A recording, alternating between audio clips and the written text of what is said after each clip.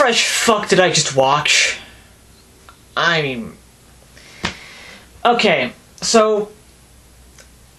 Today I went to see Breaking Dawn, Part 1, and... I might as well just start with, like, where I came from with the whole Twilight thing. I basically, way back in junior high, I have some friends, and they actually read the books, and I'm like, okay, I'm not really familiar with it, but whatever. And then the movies came out. Basically what I'm saying is, this is the first time I ever actually went to see a Twilight movie in the theaters. That doesn't mean this is the first one I've seen. I've seen Twilight and New Moon. I haven't seen Eclipse, though, so there's that. And actually, what's fun, how I saw, basically, 2 years ago, I went to Germany for about a month, and the first 2 weeks we stayed in, like, this small town, Güstrow, which basically makes Yakima look like Seattle, or Spokane. That might be a little unfair in comparison, but we basically, each student stayed with a host family, and they had a host partner about their age, and mine was a female who has read the Twilight books, and they're called something else in Germany, but point is, she had the first two movies. Eclipse was just coming out, so we decided to sit down and watch them, and they were actually kind of interesting. I only watched them once, and the only thing I remember was Bella Googling the Cold Ones, like after her talk with Jacob about like the legends of the Cold Ones. She Googled it and it immediately found vampire sites, and I was just laughing my ass off because, well, obviously, but I had to then explain to this German girl that in America, Cold Ones is slang for beer. So I thought that was kind of funny. Like, if I Google Cold Ones, I'll definitely get some Budweiser sites. So I still haven't bothered watching Eclipse. I heard that one's not, at least not as funny or not as enjoyable. My thing with movies is that I'm not as analytical in terms of sort of things. It's unless I actually gave enough of a shit, it's hard for me to actually look beyond, like to alternately interpret something, unless it's somewhat blatant. Like in My Little Pony, when they have some of those very shippy kind of moments where they look like they're basically kind of where they're kind of teasing the fans who do the whole relationshiping thing. That I can easily follow. That immediately springs to mind. But when I watched Twilight, I never got the whole vibe of Bella being an uber manipulative bitch to everyone, and her being so selfish. I never got that vibe. That never sprang to mind when I watched these movies. This one was a fucking ordeal. Like, it's not as awful as, say, the Transformers movies, where I would think back to them and immediately get pissed off and start ranting on. This one is more like, it's grating for 2 hours. I think it's grating for about 2 hours, and then when it ends, the pain goes away. I'm done with this movie. I can move on. So that is actually kind of good.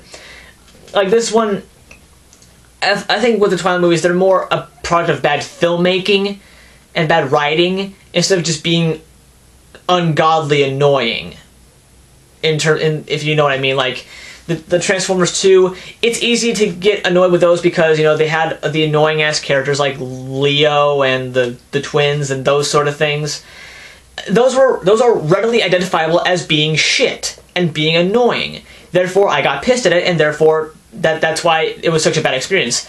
This one was less of that. It was more about how fairly melodramatic it was. Like, there were some really awkwardly funny moments in the entire movie, and the first one was when they did the whole wedding, and and it's like it cuts to like Bella having this dream or nightmare. It's like everyone's smiling and everyone's dressed in white, and it was the perfect wedding. And then like suddenly she notices blood everywhere, and then they're sitting on top a wedding cake made of dead bleeding bodies.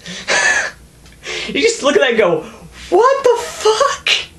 Seriously? Am I supposed to be threatened by this? I'm sorry, but you're never gonna make a dream sequence this over the top and have it be taken seriously. Unless your name is Pixar and the movie is Toy Story 2, I'm sorry, that's not gonna happen. Like, in that movie, that was fucking creepy. Here, it's just hilarious. And I'm not gonna repeat much of this stuff that everyone else brings up, like the Jacob ripping off his shirt in the first 3 seconds or so. One part that did get on my nerves was the whole abortion issue that they kept bringing up, like the whole where Alice would say fetus and Rosalie would call it baby, and I'm sitting there going, shut up, Rosalie, shut up. And they like that whole thing. It just bugged me. There were a lot of. Another funny moment was when they find out that Bella's pregnant, and like Edward is using his super speed to go across the room and pack stuff. It looks really ridiculous. And look, a lot of the effects are ridiculous. Like most of them are just kind of like when Jacob kicks like a motorcycle, and it looks like it's pulled off with string. And this whole time, whenever Bella and Jacob had this moment, like I think one of the lines was where he wanted to leave. He didn't want to stick around and watch it, and she goes, "It's more complete when you're here."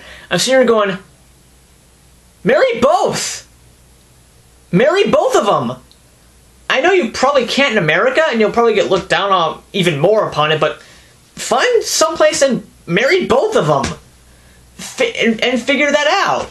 Honestly, I would actually rather watch a movie about how a polyamorous relationship would work than this. I honestly would. And just, what else? This is a bizarre movie. Like, just,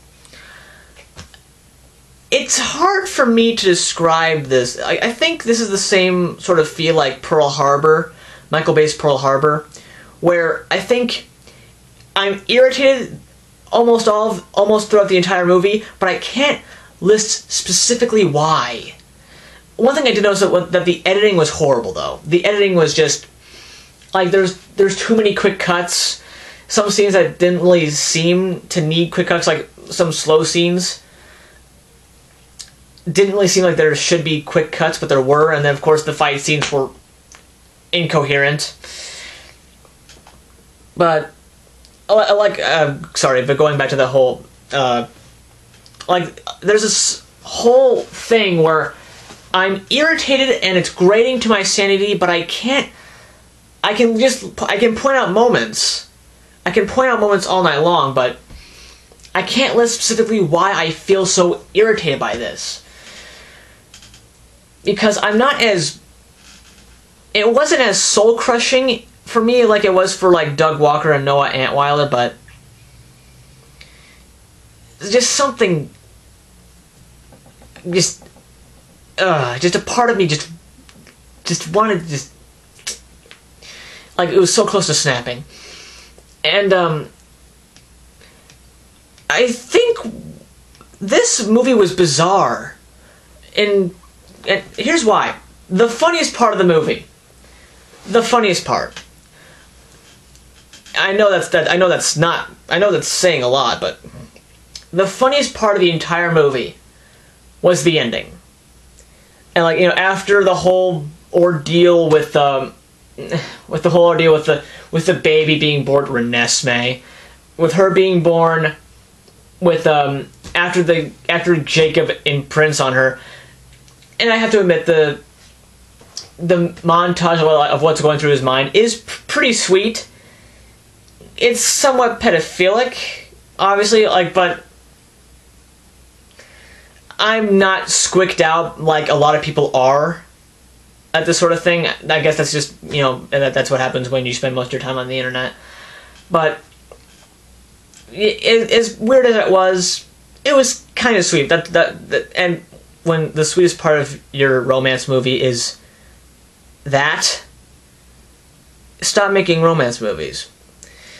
But the funniest part is, like, at the end when Bella finally recovers, and they do that whole CSI thing where they, look inside her bloodstream, and the venom is, like, healing everything, like her rib cage and all that.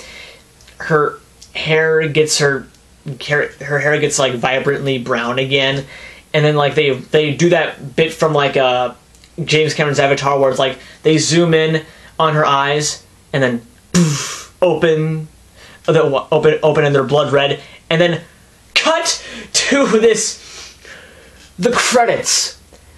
The credits for this movie were awesome and hilarious because basically what happens was it cuts to like pure red background and then like just this, and then like some bullshit teeny bopper. No, I wouldn't say teeny bopper. I don't know what that really means, but to describe the credits, if you crossed Juno, Scott Pilgrim, and 10 Things I Hate About You, that's the credits. Like, they do that whole thing where it's like red background, name, white background, name, black background, name, and they did that, and it has like this very upbeat teen music, this sort of like teen guitar sort of music, and it's very, I think what they were trying to do, because these credits are horrible because it's like they don't match the movie at all. And of course there's like that mid-credit thing with the Volturi. And like after that, like after the credits, when the credits start, then the movie becomes a parody of itself. After the credits, it becomes a parody of itself. Because the Volturi show up and they're like very over the top. Like they're messing around. They just let them just mess around with this whole, oh god, we're vampires, oh dear. Oh, by the way, it's Carlisle with an S, sweet Madeline. Oh, man. If one of the vampires was named Sarouche, I would be bawling out of my seat. If one of the Volturi's names was Sarouche, I would be a happy man. I wonder if they make diamond underwear. Diamond skin underwear. I'm sorry, but the credits are hilarious because it's like it's weird because it's like, throughout the entire movie takes itself seriously. Like they're trying to tell a serious story about like trying to with like these abortion overtones, like these like Jacob leaving his pack, like it takes itself so seriously. And then the credits show up, and it's like, bah! You were taking this seriously? You thought we were serious? No, fuck that, man. We were bullshitting. This was a stupid movie. All right, great. Great you spent the $750. Go home and enjoy yourself, man. That was great. Man, we got you guys good. Oh, my God. And then after the Volturi, Bruno Mars. They play Bruno Mars. I don't know why, but they do.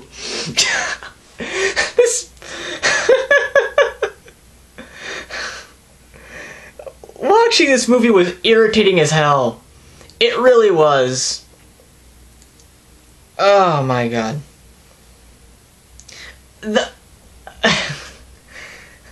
You know what? I need to start going out and like buying DVDs of movies just to throw some support at like these actors who obviously need a career after this. When Abduction comes out, I'm buying it. I missed Abduction when it came to theaters. I'm gonna buy it on DVD. Just to give Taylor Lautner some... just to give him some support, somehow.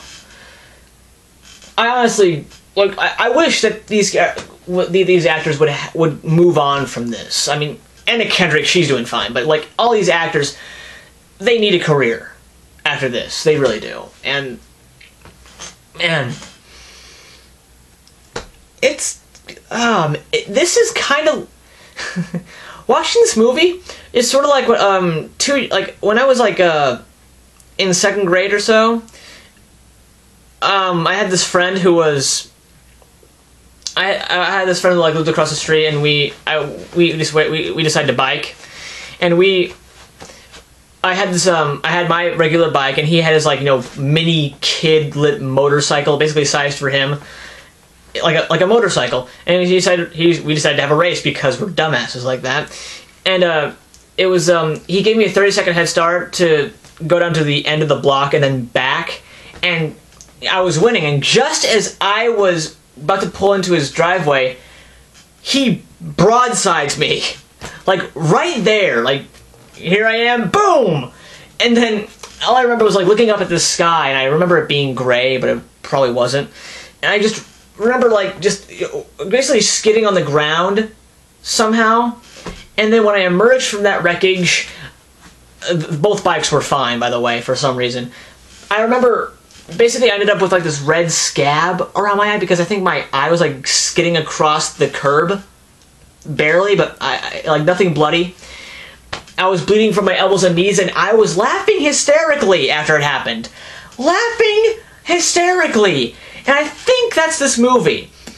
Because it was grating and irritating for the 2 hours it took to get through this, but then afterwards I laughed my ass off. After it was finally over, I was laughing like a fucking hyena. Like, when Bella came back to life, you could hear a pin drop.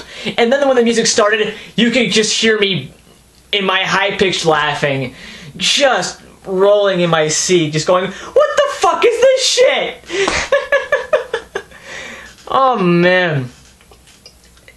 Oh, God, this is I would not watch this movie again, but I'll have some fond memories of this one, because at least I went with friends. Like, I went with, like, the friends who were familiar with the Twilight movies. They were, I've heard about from them, they read the Twilight books back in the day, and it's like one of them is all about vampire lore, the other one's about werewolf lore, and another was like kind of in the same group, but it's like it was fun to watch it with them. I kind of kept trying to shush them because they kept talking throughout the entire fucking movie, but it was like, god damn it, this. I honestly don't know if I could bear to watch it again, but I'll definitely have some fun memories with this, because this was just straight up weird. Oh man, I think I'm done. 18 minutes is long enough for this sort of thing. Just wow. I feel a lot happier actually. This is the same theater that was playing J. Edgar, Anonymous, and Hugo, and I went to see this, and I'm laughing. I'm happy. I guess I should just leave this now. I should get to work on like the scripts, on the Rudolph scripts, and some actual homework, and maybe actually figure out what I really want to do with that fanfic I've been writing or trying to write. So, oh man, if you can't stand this movie, don't watch it. If you're looking for a good time, watch the movie and then wait till afterwards, because then it'll be funny. Alright. Peace out, y'all.